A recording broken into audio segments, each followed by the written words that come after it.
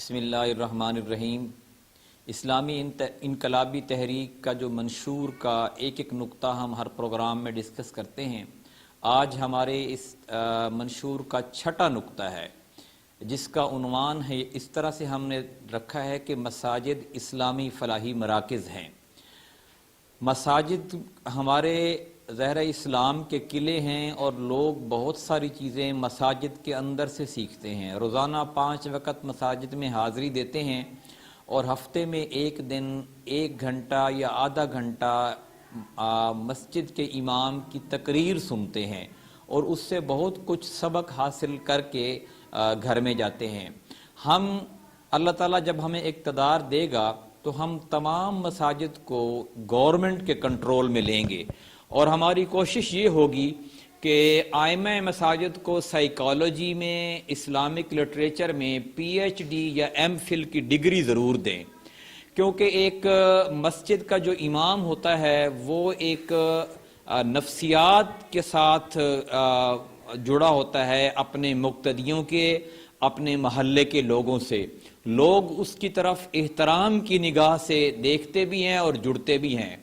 تو اگر اس نے سائیکالوجی میں، اسلامک لٹریچر میں اچھا پڑھا ہوگا تو وہ لوگوں کے بہت سارے معاملات خود ہی وہ ڈیل کر لیا کرے گا۔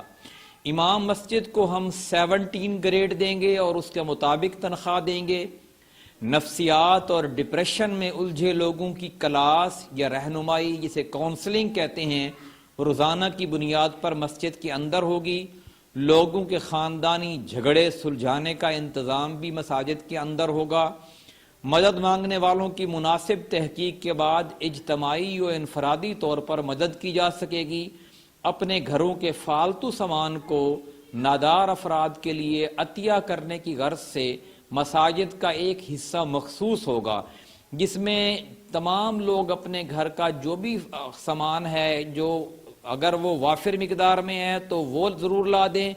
لوگ اپنی مرضی سے جتنا سامان لانا چاہتے ہیں وہ مسجد کے اس حصے میں رکھ دیا کریں گے، اور جو ضرورت مند ہیں وہ وہاں سے لے جایا کریں گے۔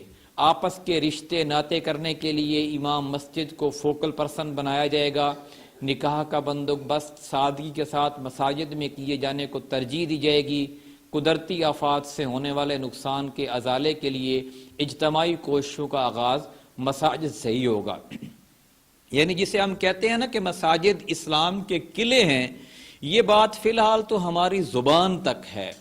لوگ مساجد کو اسلام کا قلعہ نہیں سمجھتے، لیکن جب اللہ تعالیٰ ہمیں دے گا، اقتدار دے گا، جب اللہ تعالیٰ ہمیں طاقت دے گا تو ہم صحیح معنوں میں مساجد کو اسلام کا قلعہ بنائیں گے، جیسے آج سے 1450 سال پہلے نبی کریم صلی اللہ علیہ وسلم اور آپ کے جان نثار صحابہ نے بنایا تھا۔